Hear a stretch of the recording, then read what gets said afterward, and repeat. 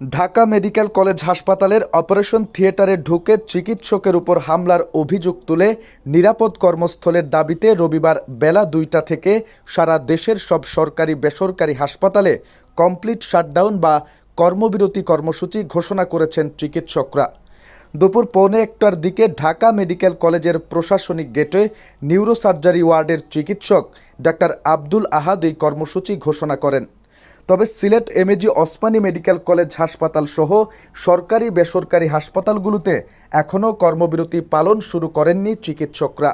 ওসমানী হাসপাতালের উপপরিচালক ডাক্তার সৌমিত্র চক্রবর্তী বিকেল ৩:১৫টার দিকে সিলেট ভিউকে বলেন, আমি হাসপাতালে অবস্থান করছি, আমাদের এখানে কোনো সমস্যা হচ্ছে না, সব চিকিৎসক রোগীদের সেবা দিচ্ছেন।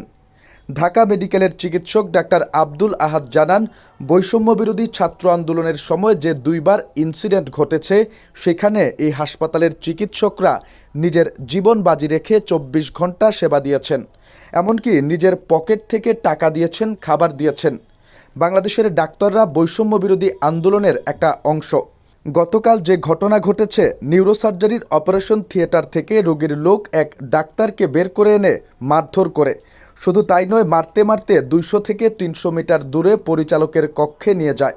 এ বিষয় নিয়ে চিকিৎসকরা দফায় দফায় বৈঠক করেছেন। বৈঠকে দুটি বিষয়ে সিদ্ধান্ত হয়।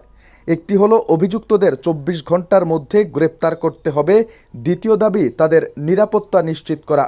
যারা জরুরি বিভাগে দায়িত্ব পালন করেন তাদের নিরাপত্তার জন্য আর্মি, পুলিশ সহ অন্যান্য ফোর্স রাখা। কিন্তু দাবিগুলো পূরণ হয়নি, তাই এ কর্মবিরতির ডাক দেওয়া হয়েছে। দাবিগুলো পূরণ না হওয়া পর্যন্ত সারা দেশের সরকারি বেসরকারি সব হাসপাতালে সেবা দেওয়া বন্ধ থাকবে।